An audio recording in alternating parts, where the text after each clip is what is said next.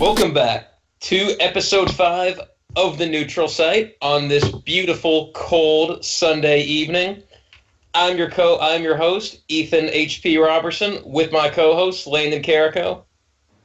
Hey, HP, how you doing? Okay, good to know you're actually there with that long pause there, buddy. Kind of forgot you're supposed to say hello, but that's all right. Griffin, you there? Yeah, I'm here. I'm doing good. All right. Jared? I'm doing all right.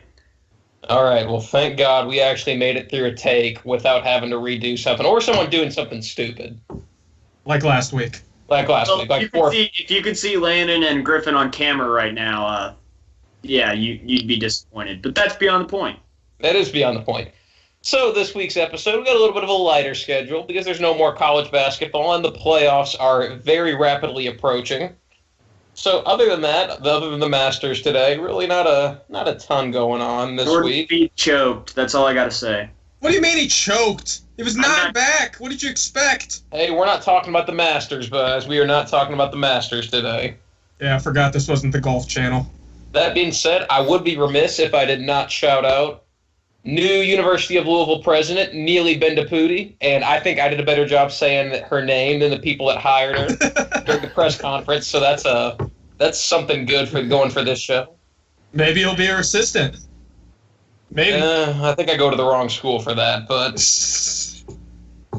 Anyway, so today we're going to get it started with a topic that is near and dear to the hearts of at least 2 of us, maybe 4 of us.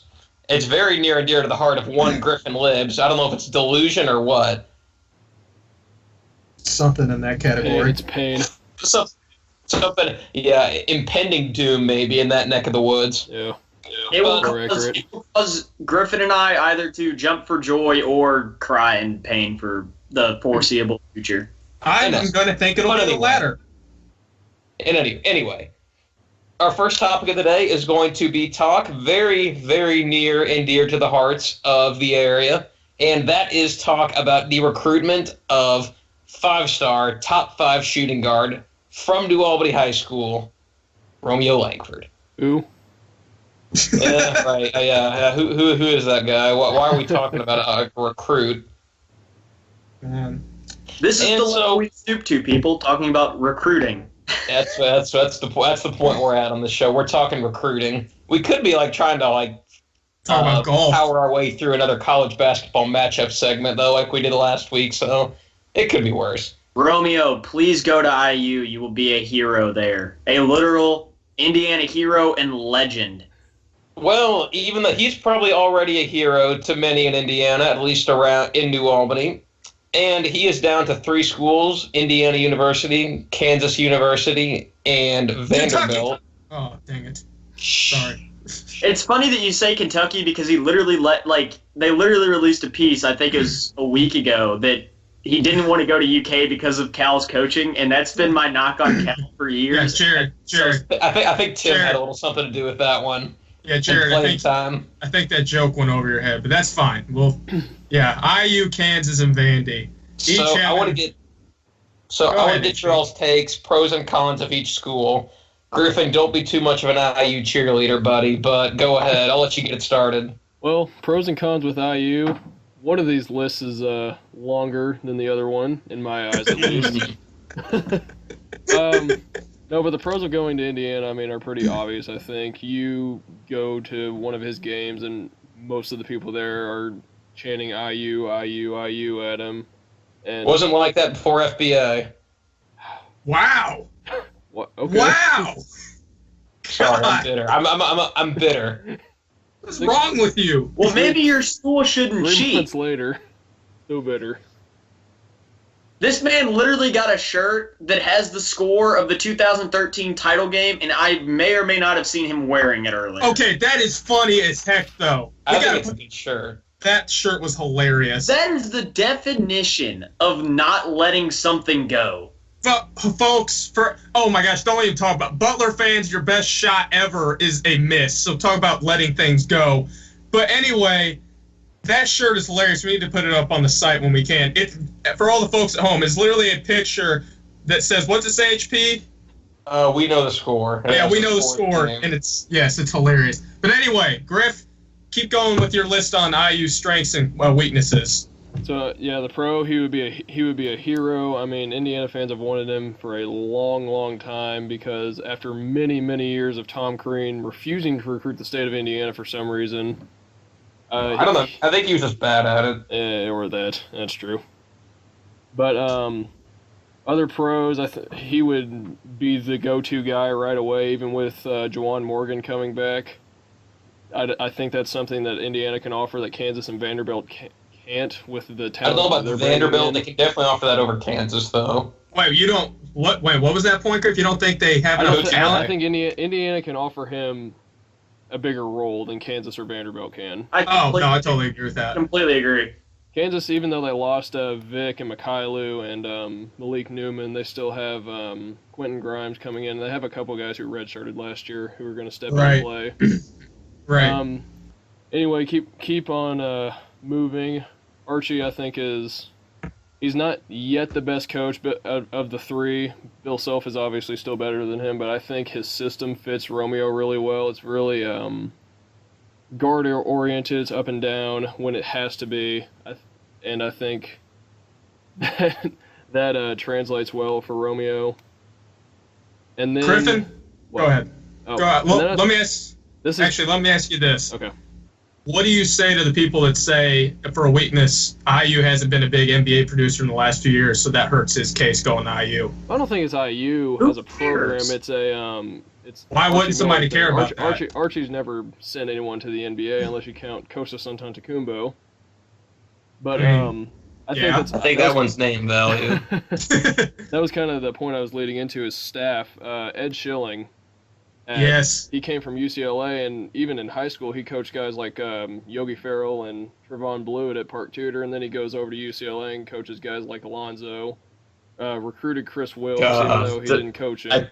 Don't say that name again. I'm sorry. That was the first one. That was the first one that came to my mind. It's okay. I apologize. Well, what do you want me to say? TJ Leaf? Yeah, well, we're not Lonzo fans on this show, with one notable exception. Even though it is a pretty big weakness that Archie has never sent anyone to the NBA, and I could see how that could be a turnoff for someone who's going to be a lottery pick in 2 years. Right. I think Archie's staff has the experience to get him there. Yeah. What about Vandy and Kansas? Let's talk about them a little bit. I think with Vanderbilt, the big draw is playing with his friends, Darius Garland and Simi Shitzu from his recruiting class, because Romeo's isn't even his friend. They met for the first time in the McDonald's All-American game. I hate that narrative. We're gonna call them friends, okay? It's like saying me and Romeo can I make a South Park reference for twice. that? Yeah. No, but I think it's pretty key for Vanderbilt that he's made the point he wants to play with great players, and the best players in his class, well, a couple of them are going to Vanderbilt, so they've definitely got that in their corner, even if they are being coached by Bryce Drew. Vanderbilt is the worst decision among the three, in my opinion, for a number of reasons. I don't agree with Landon on a lot of stuff, but I do agree with him on that. Not the best coaching. Vandy gets little national exposure compared to IU and Kansas. And the worst court I've ever seen. It's a barn. Yeah. He plays in a barn. Oh. He's going to be sharing the ball with two other freshmen. So, I mean, at IU, he'll be the man. At Vandy, he's going to be sharing, which may hinder his draft stock. The rest of the team at IU's bad, though. Like, you got to take that. But he'll be the man, the same way that Trae Young was at Oklahoma. That's true. Yeah. He didn't get to shoot the ball as much as he wanted. Here's the thing with me. If he goes to IU, when he wants to shoot the ball and when he wants the ball, he's going to get the ball. Garland is sort of a ball-dominant point guard, not necessarily known for his playmaking abilities. He's more of a score-first kind of guard, more like a Colin Sexton. Garland didn't even pass him the ball in the McDonald's All-American game. How is he going to pass it to him in a regular game? Yeah. So, I mean, my point is that while Garland All-Star games tell the whole story. Yeah. While Garland is one of his good friends, I believe, and I think that could still play a part, if he wants to showcase his abilities best, I feel like IU's the best option because he's going to be the top dog there. Everyone will defer to him. And I know that that's a big statement, but he's not going to get that at Kansas. He will not get that at Vanderbilt. Well, another thing, he's not going to. There's some truth to that, but at the same time, if you're good enough, the NBA is going to find you. Damian Lillard went 7 overall out of Weber State. So, I mean, if you're good enough, the NBA is going to find you. I think there's some truth to that. But at the same time, 2 years though. Say what? Wasn't Damian Lillard a 2-year guy at Weber State? No, I think it was junior. I can't remember. He definitely wasn't. I don't think he was one and done, though. He wasn't super high. Overall at a Weber State. Now, here's the big issue, though. Is Romeo that concerned about postseason success? Obviously, he doesn't release much. His camp doesn't release much, so we really don't know what the focal points are. We live in his area, so we don't. We live in New Albany, and we don't know jack squat about what's going on. Yeah, we hear the talk around town, and that's it. But that's one of the big knocks on IU and Vandy both. There hasn't been much postseason success. I'm sure that being, a college player, you want to experience that. I mean, KU has, out of the three of them, has a better history of getting guys to the league, albeit some of them have underachieved, but they'll, at the very least, experience postseason success. And they just lost Malik Newman and LeGerald Vick, so that definitely opens up. That's big for his minutes. Let's go to KU, though. Let's go to KU for a minute, because they've been trending in his crystal ball lately. I don't know how much of that is really anything, knowledge on the inside, or people just kind of making educated guesses based on those guys leaving, but I think Kansas. I think if you were making a completely objective decision, just take emotions, take things like being a hero to Indiana, or take friends out of the equation. Kansas is a pretty clear choice in my opinion, but I don't think it's that way for Romeo. He's from Anchorage, yeah. I'm gonna go with Kansas just because of Self's ability to get guys to the league and the fact that Kansas gets the most national recognition out of the three, as well as the fact that they just have the most talent on that team. So the farther they go in the postseason, the more exposure that brings Romeo. So I think honestly Kansas would be the better out of the three. That's objectively. Actually, that's just objectively. I think objectively that's the move. But at the same time, there's a lot that goes into it. Here's my thing with Kansas. This past season, don't look at that because that's not the type of basketball that Bill Self typically plays. He typically likes going big with bigger guys who rebound, block shots, and slow the game down a little bit. So he pushed the tempo a little bit this year because they really only had two big men that they could play at all. So it moved to a more guard-friendly system this year with a lot more three-pointers getting jacked up. They're guard heavy again this year, I'm pretty sure. Yeah, they've always, but their best players, generally speaking, have been guards, though. Right. Yeah, other than Grandpa Perry. Yeah, Perry also like that point forward. But I will say though, I feel like Kansas represents the second best fit out of the two, or out of the three, with IU being first, then Kansas, then Vanderbilt. Yeah, can we all objectively agree that Vandy is the least intriguing out of it? I'm serious. I don't understand. No, I completely agree. If I disagree. I think you can make an argument they're the best team, and I don't think there's that much differentiating Archie and Bryce Drew with regards to getting guys to the NBA. But is that really a concern for Romeo? I mean, he could sit out most of this year like Michael Porter and still go top 5. I guarantee it. But I mean, maybe what happened with Michael Porter isn't a normal situation. Michael Porter has more clout right now than Romeo ever had coming out of high school, and Romeo has a heck of a lot of hype coming out of high school. Michael Porter was number 1 in his class, undisputed, and he was pretty much a locked top 5 pick no matter what happened. Right. The main issue I have with Romeo going to Kansas, though, is, like I said, Bill Self's tendency to have guys that underachieve and go into the league. Josh Selby was the consensus number 1 pick in the 2011 class that had Brandon Knight. Underachieved immensely. Yes, Ben McLemore. Kelly, you can make the case Kelly Oubre underachieved. Cliff Alexander, you guys remember him? He was the number 3 recruit. That's different. But still, check Diallo. My point is, he just has that reputation as not being the best developer of incoming freshmen because he's more old school. He'll sit guys. But if you tell that to a Kansas fan, they counter with Josh Jackson, Andrew Wiggins, guys like that. Jackson's not having a great rookie season. They got 2 guys. I understand. Come on lately, though. Right. But, yeah, no, I understand. I still think I want to see him. I think if he goes to IU, though, I mean, obviously the weakness is they're not the best team. He might be exposed like Trae Young was just because he's going to be the ball-dominant player and he'll have to do some things he's not comfortable with. and he's not going to be surrounded with that top talent at KU or even the friends at Vandy. But with that being said, that would be a great story if he becomes the hometown hero and he's the man at IU, like basically our generation's Damon Bailey. That would be something that would be extraordinary to see. Also, location. Think about it. Location's a big one too, so his parents can watch. Just saying I was about to say that Romeo has made one visit to Kansas, and he has never seen a game at the Phog. And I think if they were to get him, that would be nothing short of remarkable to get a top 5 recruit without him ever going out there to see a game. I completely agree on that. Yeah, that is true. That is true. One more thing I want to say to any IU fans watching: if we do not get Romeo, it's not the end of the world. We will be okay. You're lying. You are 100% lying. You will be in tears. Archie is building something fine. His first true recruiting class has 5 4-stars in it. We will be fine. That's good. That's a great step. We will be fine. Archie is the future. I want a direct discussion really quick away from pros and cons. Where does everybody think Romeo's going to? I mean, this is like throwing... Don't make me say it. This is like blindly like throwing knives. This is like a Russian roulette game, trying to figure out where Romeo's going. But I want to hear your takes in a lightning round kind of thing, where he's going. Do I want to jinx it by saying it, or do I want to say something different in the hopes that it doesn't come true? Where do you think he's going? All right, Griffin. If he doesn't go here, it's on me. I'm saying it first. I take responsibility right now.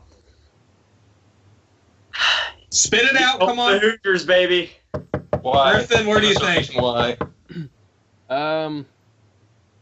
If you would, it's weird. If you asked me this like 2 weeks ago, my answer would have been different. If you asked me this a month ago, my answer would have been different. But right now, I think with Vic and Newman leaving, and then Romeo cancels his visit to IU, which was supposed to give Indiana the last word, I think it's going to be Kansas. HP, what do you think? I'm gonna let you go first, and then I'm gonna say my pick. Oh well, thank you very much, HP. Well, first we saw the Dan Dockish tweet that said he was going to Vandy, so that's strike one right there, and AKA the kiss of death. Anywhere but Vandy. Right. I personally think he's going to go to Kansas. The crystal ball picks, for the most part, are pretty accurate. For the most part. But I just don't see with Vic leaving. I thought that was kind of the last domino to really bring that into fruition. I think he goes to Kansas. I think Self has been doing a great job recruiting him and Quentin Grimes to play kind of like what we saw with John Wall and Bledsoe, how they're both ball dominant, but they can play in a 2-guard system.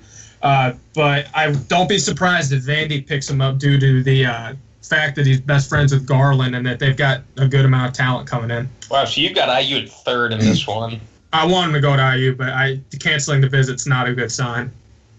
I think he might have canceled the visit more because of the fact that he's flying around the country right now, going to all of these different basketball all-star events. My personal take is based on what he said and how he has spoken about each school. I think Griffin made a good point about Kansas because Kansas was kind of it's weird he's only been there once.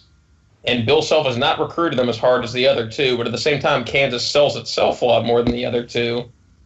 I think in his heart of hearts, I think Romeo wants to go to Vandy. I think that based on what he says about great players and the time he's had on his Vanderbilt visits and what the other players of the McDonald's All-American game says, I think he wants to go to Vandy. I think outside influences may be pushing him toward IU and to a lesser extent Kansas. But in the end, I would probably choose Vandy. But, I mean, really, none of us know. None of us know. So I think it's interesting what we had: one IU pick, 2 Kansas picks, and a Vanderbilt pick. Right. Basically what the crystal balls are now. And basically, that just reiterates the fact that we don't know anything. Nobody has any idea at all. And we just wasted 20 minutes. Oh, well. But I think that wraps up our first segment, beating this horse into the ground. Landon's giving me the evil eye, as I think I just stole the you cut me off, man. No, go ahead. Go ahead. It's all you now. Yeah, I'm going to go ahead. It's a little harder doing this on Skype, for the record, but Coming up next, we are going to discuss the NBA MVP race, and unfortunately, while we are not first take, we'll have some pretty hot takes on LeBron James, James Harden, what we think is going to happen on the MVP race. So stay tuned.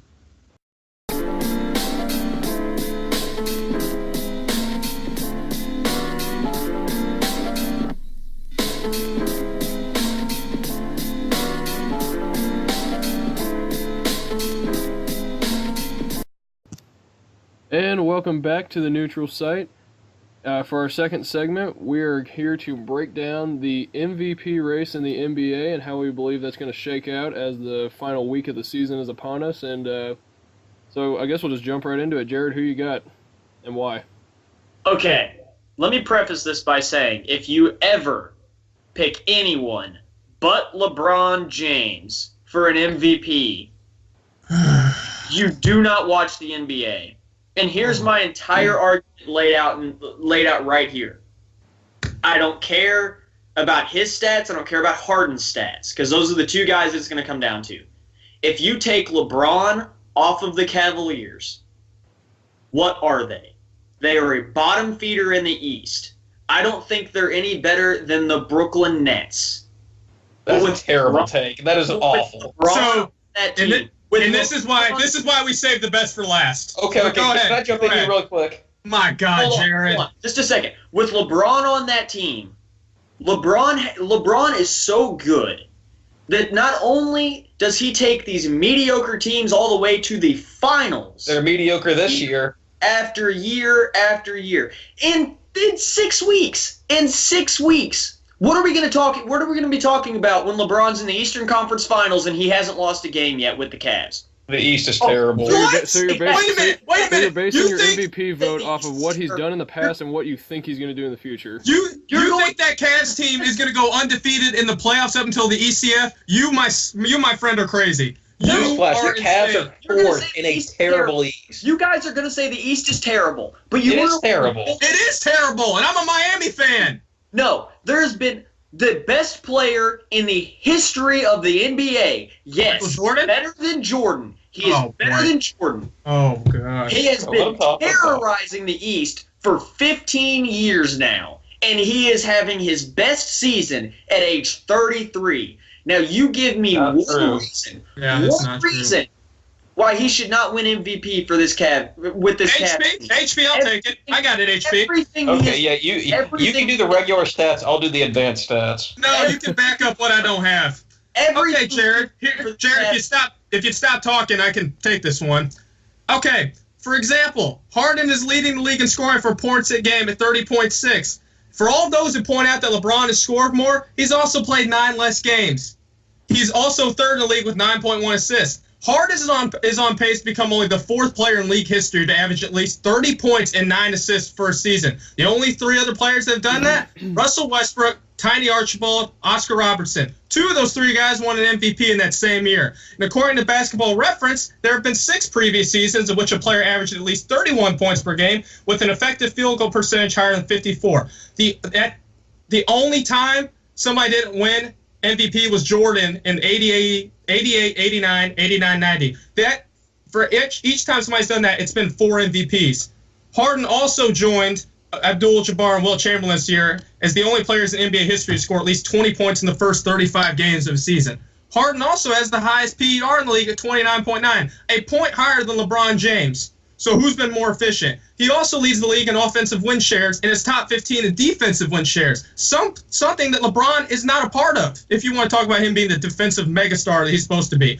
He even has an improved ISO D rating, better than LeBron. His D rating has gone up to 0.7 points per possession. LeBron's for the D player he's supposed to be, and I like LeBron, but this argument's stupid.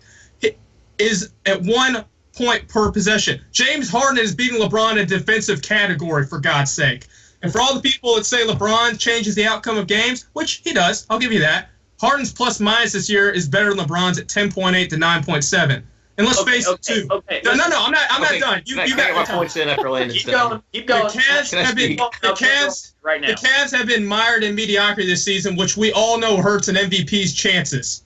as opposed to how dominant Harden's Rockets have been. You can point out, yes, the addition of Chris Paul, but you have to be crazy to say that Harden's evolution on defense as well as his improvement on the offense hasn't given him an acceptable reason to win the MVP. And the fact that the man had a 60-point triple-double should have won him the award right then and there. Okay, this is okay. I think, Landon, I was going to pretty much say all the stats you said earlier. Sorry. But the Jared's take was so bad I had to keep going. But anyway.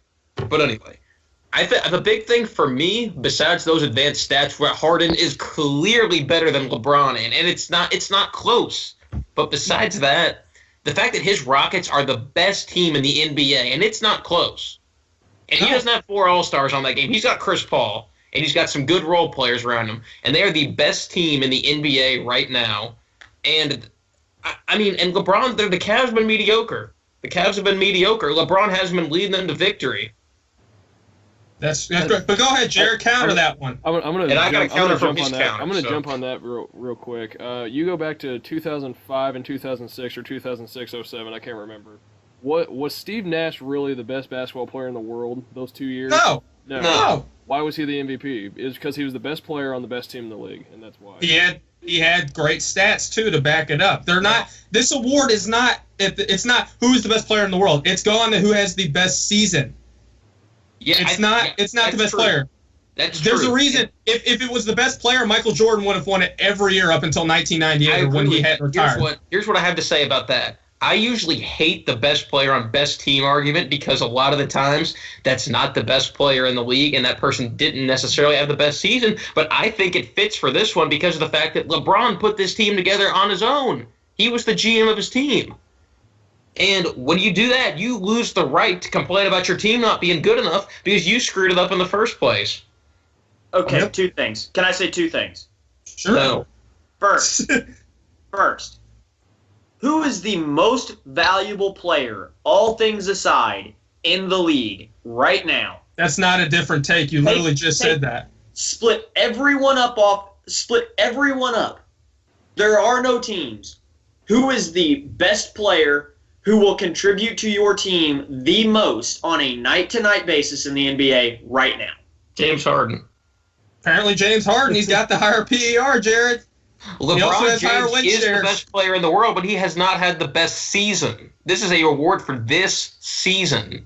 Yeah, and Jared, you want to talk about guys that don't watch NBA. Have you not watched LeBron's regression on defense this season at all? Trying. Well, the fact that James Harden is doing better than LeBron speaks volumes about that then. Do you think he cares? Have you watched the Cavs the last 2 weeks? Okay, so he should win they've been MVP mired if he in doesn't care. mediocrity. So because LeBron James doesn't care about the regular season, he should win the regular season award. Calendar year. A triple-double. Okay, but who had the 60-point triple-double?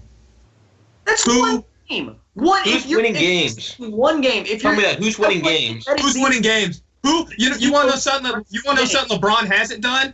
Beating the Warriors. You know what James Harden's doing in that conference right now? Beating the Warriors. Listen to me. That game, the 60-point triple-double, is probably one of the top 5 most impressive performances in NBA history, and I will give Harden that. I respect Harden as a player. I think he should have won it 2 years ago. Okay? Harden won it 2 years ago? Harden is great. When Curry won it. Oh, no, I would have given it to Curry. When it comes to a game-to-game basis, there is absolutely no one whose team lives and dies more than LeBron and the Cavs. If LeBron has a bad game, the Cavs lose. If LeBron but he put that team together, though. That's my contention with that. Well, what's that have to do with anything? This is an individual award. It's not a team award. It's not a team award, but when your argument's based around his team's terrible when he's not good, the fact of the matter is LeBron was the one demanding J.R. Smith make $15 million after they won the championship. James Harden has been a better player this year. He can't control his teammates. LeBron can control who's on his team. And frankly, LeBron hasn't lived up to what he should be this season. Are you kidding me? He's having his best season at age 33 on nearly. It's not his best season. They're not going to win 55 It's not games his best season. They're not even going to get the 2006, 2007, where he single-handedly led them to the San Antonio Spurs final. That's his greatest season. This season is up there. It's not his greatest season. But go ahead, though, Jared. It's 6 to 8 weeks. I can't remember exactly how long it is.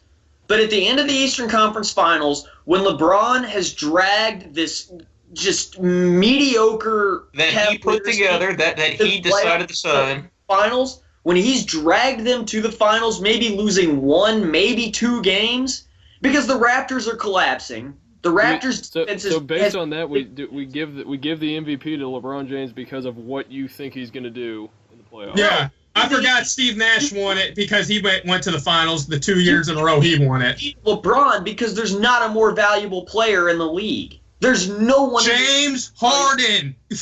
He has a better offensive win shares, defensive win shares, box plus minus. They are James Harden. The Rockets, when Harden is off the floor, are worse than when the Cavs don't have LeBron on the floor. You do realize this, right? This is statistical evidence. There is no person on the planet more deserving of MVP than LeBron James. Would you have given it to LeBron over Westbrook last year? Would I have given it to LeBron over Westbrook? Yes. No. LeBron would have 15, not 15. He'd probably have 10 MVPs in my book right now. If it were just best player, I mean, yeah, but most value, you can't win him. You're not going to have 10 MVPs when you coast the regular season like LeBron has. Oh, I don't think LeBron cares about winning MVP anymore at all. I don't think he cares. So why does he deserve it then? Why does he deserve it? Because, like I said, no team lives or dies more than the Cavaliers with LeBron James. If you take Harden off the Rockets, they're still a 50-win team. Maybe. I mean, I'm still going to counter that the same way I've countered that like 8 times now. The reason they suck without LeBron is because LeBron put this team together, and he put a bunch of prima donnas, paid them millions of dollars because he wanted them to make that, ran Kyrie Irving off the Cavaliers. This is what you get.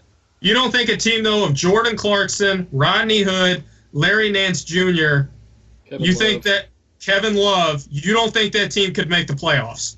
Oh, no. Oh, my gosh. Why not? Kevin Love's the Hall of Famer. Rodney Hood's a great underrated player. In the East.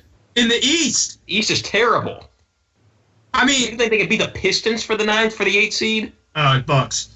I mean... No, Pistons would be the last team out. Or first team, sorry. Kevin Love, I literally... You do not get respect for what you do in Cleveland.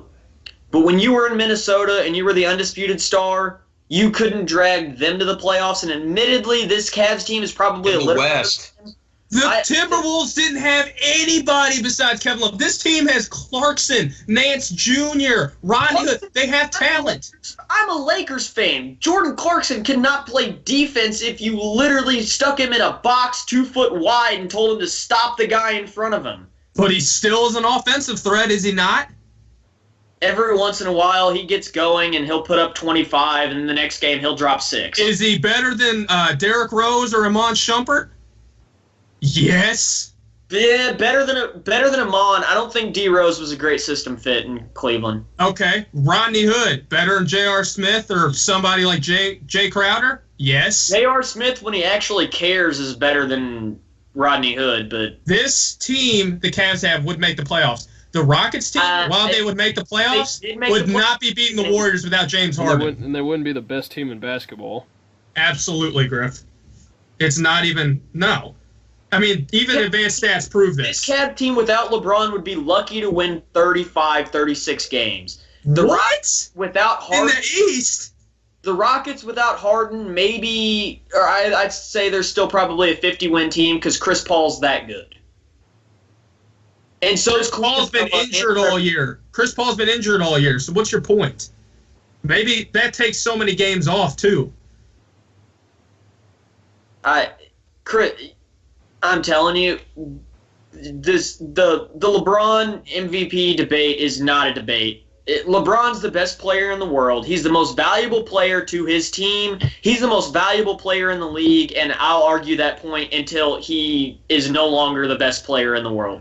Okay, hypothetical, Jared. say somebody is averaging 20 points a game and his team sucks. Say the next highest scorer is 5 points a game.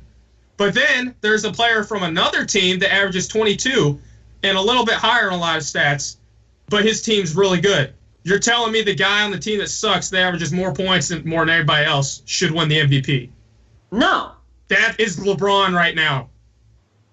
I'll go ahead and I will defend him on this. I think by default, best player on best team doesn't get it done a lot of the times, but in this situation, right. I think it does because, like I keep saying, LeBron picked his teammates, and that's on him. Plus, James Harden is overdue for one. The voters know that. Can we at least agree on that? I don't know about that. You can make an argument he should have won last year. I'd pick Westbrook last year. I would have too. Yeah. I mean, the voters know that. They read the news. Obviously, they know that a lot of people have been cheated. Can we all just last closing point here? Can we all agree on one thing? What is it? Now, I'm not naive. I know Harden's going to win MVP. That doesn't matter. Like, you know, I will argue LeBron because I truly believe that he deserves it. But the MVP, it's all storylines. It's not who's the best player. It's not who's most valuable. It's just storylines. That's all it is. I mean, we've never disputed that. Yeah. So, Harden's going to win it. He shouldn't. LeBron should. That's my closing argument. But we all know it's just storylines. It's what's going to sell the most. Right. Well, I think that's going to conclude the second segment. That was a very heated argument here on the neutral site. But coming up for our third and final segment, we're going to be talking a little bit about the spring games from each of our respective teams and what we're looking forward to. Jared, is there something you want to say? Yeah. I'm going to be signing off a little bit early tonight. I don't have really anything to say about spring football because I vehemently ignore it because I'm tired of I hate year-round football coverage. I'm very much a quarters guy when it comes to sports. I want basketball in the winter and baseball in the summer and in the spring. So I haven't really paid attention to any of spring football, and honestly, I probably won't. And I also have a roommate who is dying to get to bed right now. So I'm signing off early, guys. Thank you for tuning in, and I look forward to being back next week.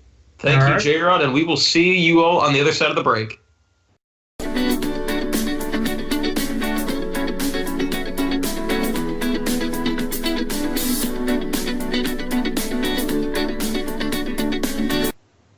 Welcome back to segment 3 of the neutral site. After Jared unfortunately slinked off after just being absolutely destroyed in that debate. I mean, let's be honest. I mean, we know who won since it was 3-on-1, but man, I think what I see and I see what I think. It was 2.5. It was 2.5. I tried to stay out of it. Yeah. Anyway, this week we had and because we are Kentuckiana sports, this week we had some decent spring football developments coming up. I believe UofL, UK, and IU all have their spring games this week.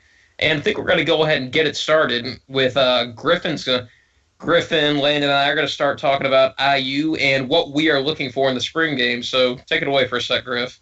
All right, well, this is Tom Allen's first spring game. Second. So he was there for the second spring, for the first spring. Yeah. I get it kind of confused because he coached the bowl game and then whatever. Last year was a disappointing year. It was statistically the best defensive team Indiana football has ever seen, yet we go 5-7, miss a bowl game, lose to Purdue, and a chance to go to a bowl game. It was just a... Coach you should have hired, and I'm on the record of saying that. Rick Pitino? Oh, no. Exactly. Yes, exactly. No, Jeff Brom. Yeah. That's what I totally agree. That came back to bite us. But anyway, that's all right. Louisville will take him soon, so he'll be gone. I agree. So, that's another segment though. Coming off of last year, this is a pretty big year for Tom Allen. I think he has a lot to prove now as a head coach, especially now that it's kind of his own system now. Last year was a transition year. Now it's his team. So this upcoming spring game hopefully will give some clarity, but there's a lot of question marks about this team going forward. And the first one is the quarterback battle. Last year, It looked like it was going to be Lego the whole year. He comes out against Ohio State, torches them for a half, and I thought he was going to be just unbelievable. I thought he was going to have an unbelievable year after that because Ohio State had an NFL level secondary. But they were nice, yeah. But then the story of his life. He was still Lego. Yeah. Then Peyton Ramsey takes over, has a pretty decent year, has over 1,200 passing yards, 65 completion percentage, 10 touchdowns, 5 picks, rushes for over 200 yards, runs for 2 touchdowns. So obviously he's the clubhouse leader at the moment to take over. Interesting take there. I kind of disagree. I mean, personally, I would rather see them go with the freshman out of Florida. You'll have to refresh me on his name. Penix or Tronte? Penix, Michael Penix. True freshman. Yeah, that's who I see as winning the job at IU. I haven't really bought the Peyton Ramsey hype because I think he was. I haven't either. Okay. He was dynamic, but he was okay. He just kind of got thrown in there last year. He did, yeah. It may just be an experience. It may just be an experience thing. I'm kind of excited to see what he does after getting a whole offseason to work with the first unit. He needs to take a big step forward if he wants to win the job. Right. Yep. But no matter who Indiana sends out for the first game of the season, they're going to be young. You're either going to get Peyton Ramsey, true sophomore, Nick Tronte, redshirt freshman, or Mike Penix, a true freshman. They're all talented. They're all dual threat guys. They're all mobile. So I don't know. It'll just be interesting to see who has progressed the most, who's going to step up this season. Yeah, who's leading. Especially in a year where IU lost a ton of defensive production on that side of the ball. That's going to be a tough task for Tom Allen, finding those guys to fill in for Tigray Scales I don't know if there's been a better defensive player at IU in the past few years than Tigray Scales. Yep. They lost 8 of their 11 starters on defense, and that's NFL level players. And Tigray Scales, Chris Covington, Rashard Fant, and then Tony Fields and Chase Dutcher were 4-year starters. So those really hurt. And IU, like I said, they won their games last year on the backs of their defense. They stayed in games on the back of their defense, and now that's kind of flipped this year. So I'm going to be interested to see on Saturday who steps up. I'm looking for improvements out of the guys in the secondary, the young guys in Ashawn Riggins, Marcelino Ball, and Jonathan Crawford. Those IU, their one weakness last year was they would get torched through the air. I think John O'Corn threw for like 250 yards against us. And that can't happen this year, especially because with all the unknowns on the offensive side of the ball. But I really don't know. There's going to be a lot of moving parts. Yeah. Last thing I want to look for in the spring game is how well the offensive line holds up. Last year the offensive line was horrible, and lost Dan Feeney. Yep. Lost Jason Spriggs. So coming off of 5 years really where our offensive line was our biggest strength, it was something that really held us back last year. We basically had no running game. We only averaged 3 yards a carry as a team throughout the entire season. And I think against Ohio State we had negative rushing yards at halftime. They were playing Mike Majette, against Ohio State. So, I'm not counting on a whole lot of explosiveness from Mike Majette. They also allowed 29 sacks, and I think that's what kind of contributed to Lego and his struggles because he's not a mobile guy at all. So he was just taking hit after hit after hit. That has to change this year. The offensive line has to keep Indiana on the field because because last year what would happen is our offense would go 3 and out, and our defense would hold up for 3 quarters, half of the game. But then they just get so tired from all the 3 and outs from the offense that they get worn out. That's when Ohio State's landslide happens. That's how Michigan scores that untouched touchdown in overtime. That's how Michigan State marches down the field and wins. So I disagree. I disagree a little bit on that just because when you're a program like IU, it's a little tough because building quality depth that's the difference between being a good team and a top 15 team in the country. So I think going forward, what IU really needs to do is they need to just fill those roles that are going to be gone because, like we said, they lost a whole lot of production on both sides of the ball. You lost the quarterback, and in addition to that, you lost a lot off your defense. So they're gonna interesting stuff coming on Saturday for Tom Allen. They're going to be really, really young, but I'm excited to see what they look like on Saturday. HP, what are some of the things I am too. HP, what are some of the things you're looking for about UofL? Oh, I was going to make a nice, smooth transition to the game in the oven next Saturday. We're going to go. That's smooth enough. I think Louisville fans should be. There's a lot of things they should be looking for on Saturday, and I think most paramount is the development of Juwan Puma Pass. Just because Juwan Pass, it's a little different than most times. Bobby Petrino has lost a quarterback. Usually he's not around long enough to go be through two quarterbacks. But under the tutelage of Lamar Jackson, this was one of the best offenses in America for 2 years. And Juwan Pass was basically anointed as the successor. And he's a little bit different than Lamar Jackson. That Lamar Jackson he has a huge arm. It's a threat to take it to the house anywhere on the field. Whereas I would compare Juwan Pass to, he plays more similarly to Kelly Bryant at Clemson. He wants to throw it, but he can grind out some power plays on the ground. I guess like the absolute best case sort of comparison is he has a similar profile to Cam Newton because they're big guys, strong arms, really good grasp of the offense, and they have the ability to grind out those tough yards in the fourth quarter when you need them. That's a modest comparison. Kelly Bryant. I went with Kelly Bryant. Cam Newton's a little. I could have compared him to Tom Brady, so we'll just leave it at that. So I think Puma's going to be the obvious storyline in this spring game.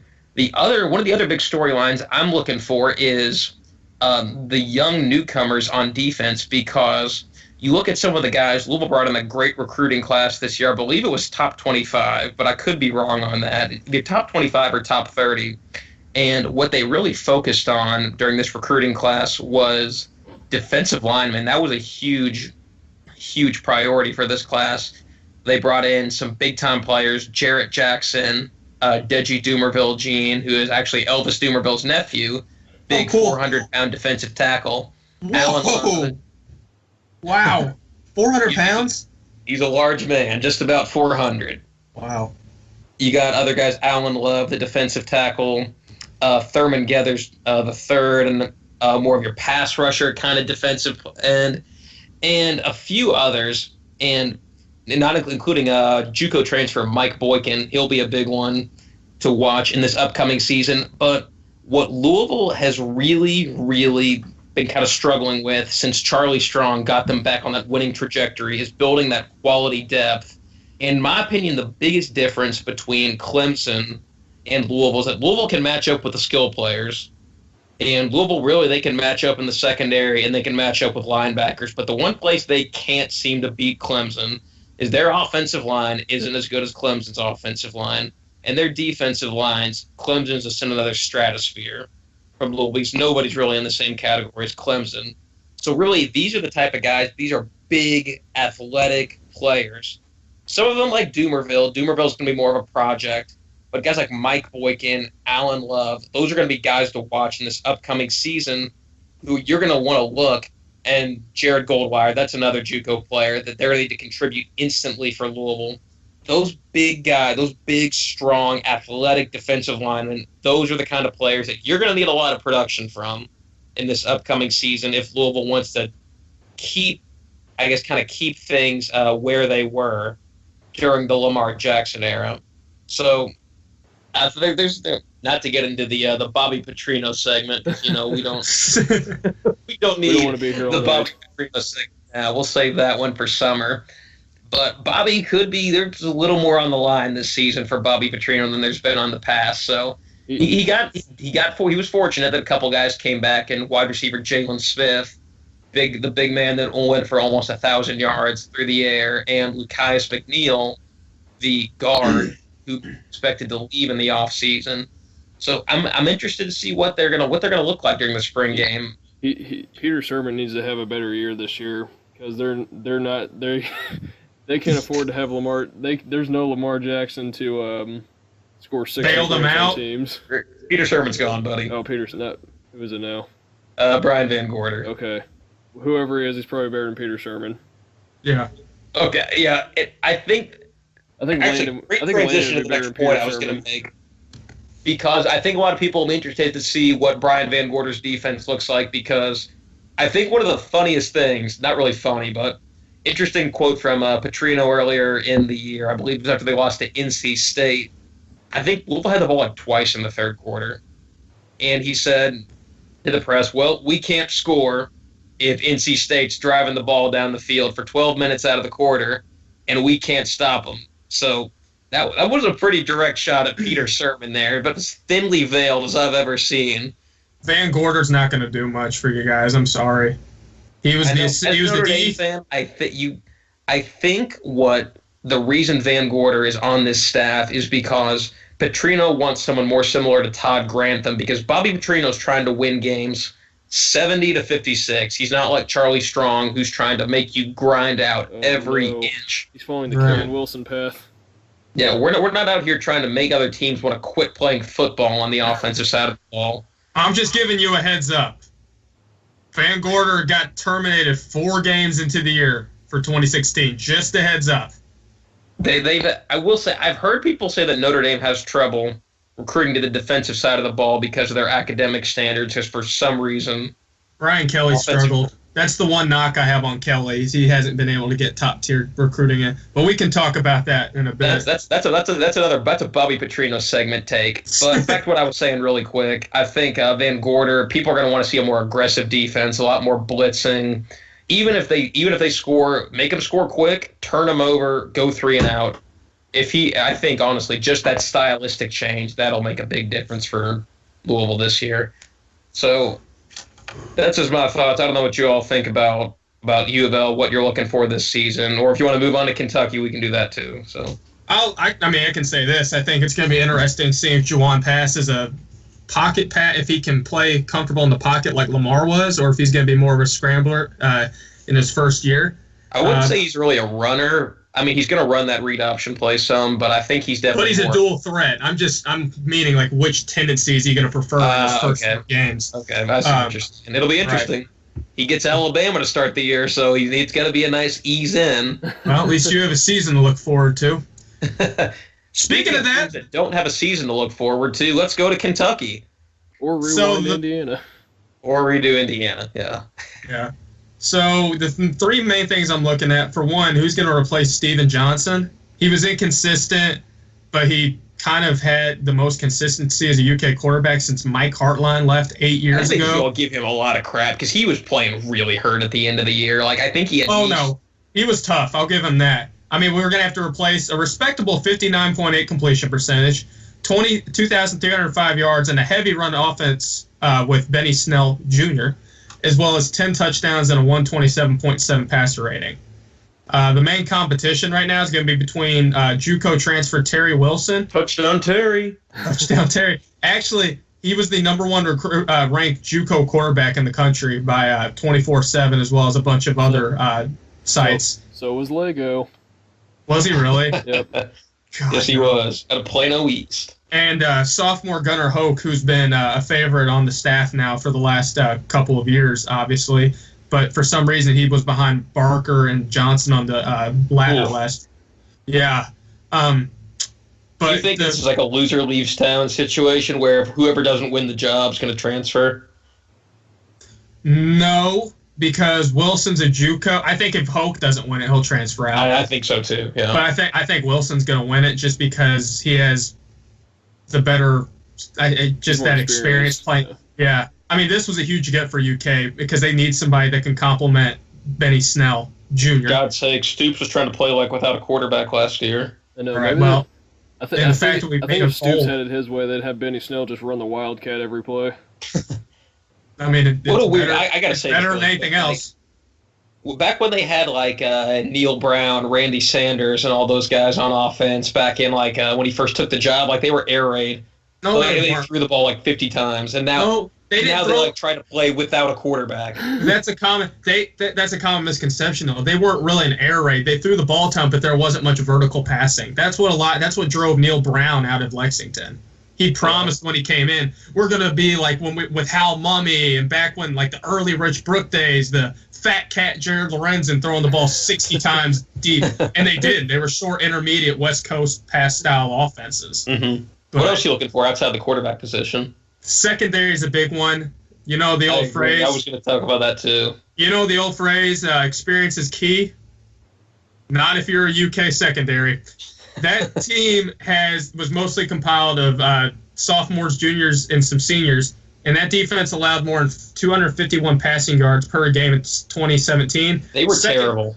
Second worst in the conference. Well, get this. Second worst in the conference and in the bottom 30 of the entire FBS. Mike Edwards, who didn't have a bad year, was an All-SEC selection, but it's going to be interesting to see if his teammates follow suit. And allegedly, the secondary got lit up in the team's first intra-squad scrimmage recently, so that's definitely not a good sign going forward. And Mark Stoops, he's a defensive coach too, isn't he? He was defensive coordinator. He's supposed to be. Supposed to be. Yeah. What do you expect? Of course your secondary is going to get torched by Touchdown Terry. Oh, man. I hope he does well. But, and then the last thing I'm looking forward to is the wide receivers. You can really look at that roster and say, well, who's going to replace Courtney Love at linebacker, who's been the focal point of that defense for the last few years, is the biggest question. But UK is losing nearly 50% of their receptions and receiving yards due to the 4 graduating seniors they had, as well as a 4-star Javante Richardson, who transferred to a junior college. Basically, he went into Stoops' office and said, I think I'm going to have more success at a junior college, and transferred out. So that's good if you're a UK fan. But they just don't have anybody really coming in. It's going to be thin. But they just had hired new wide receiver coach Michael Smith, who did a great job at Arkansas. Is considered one of the best recruiters at that position in the country. But I'm just going to go ahead and give an early prediction, too. I think this is the season that gets Stoops fired. I really do. Can I mention something really quick? I stocked up all those 1-year extensions from going 7-5. Yeah, just for the record, Mark Stoops gets an extension if he wins 7 games. I don't know if that says more about Mark Stoops' agent or about Kentucky football. But Kentucky football. It's a joke. I think one of the problems for Stoops is how that last year ended, because I remember Matt Jones was saying after the Louisville game he was embarrassed to be a Kentucky fan after Jordan Jones and I believe Denzel Ware, just totally losing their minds on the field that game. And I believe somebody else, one of their senior offensive linemen, tweeted something about how the coaches don't care about the players or whatever. And this is a senior. Right. This was before the bowl game too. I think Mark Stoops, he needs to show this year that he can win games against a tougher schedule. Because let's be honest, that schedule was about the year to win games. If you were going to win games at any point at Kentucky. And 2, he needs to show he has control of his program. That kind of thing will get you fired. I would honestly maybe take Van Gorder, and I'm talking Notre Dame version Van Gorder, over Stoops on defensive end right now. That's a team, though, that's going to look good, Notre Dame this year.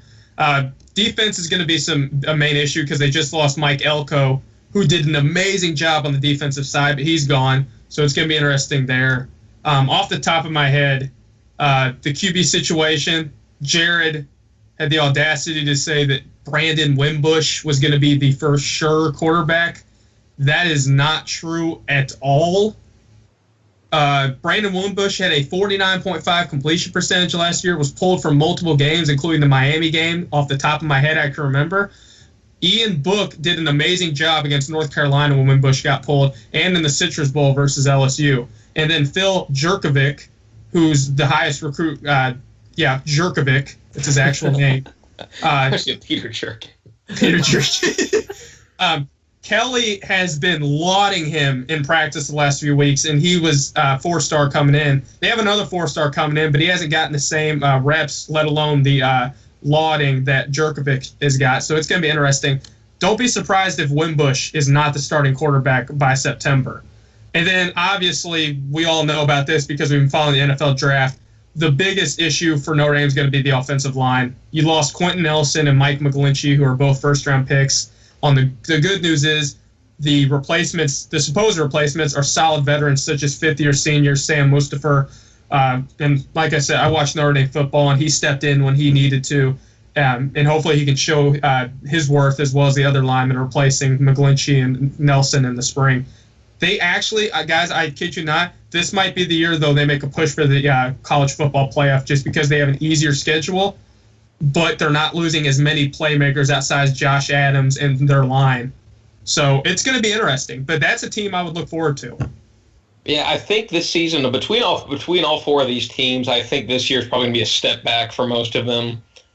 Not saying much for Kentucky, but yeah, sure. Kentucky, a step back is not very far because you're like stepping up against the wall. But I think that's going to do it for today's show. A little shorter than usual. I think we're feeling good about it, right, guys? Oh, absolutely. It was a great show. Yeah, I mean, we all got to roast Jared about his MVP pick, so that's always a success, getting to roast Jared on air. So anyway, guys, thanks a lot for watching this week. We will be back next Monday, as always. So thanks for watching, and we'll see you next week. Stay neutral.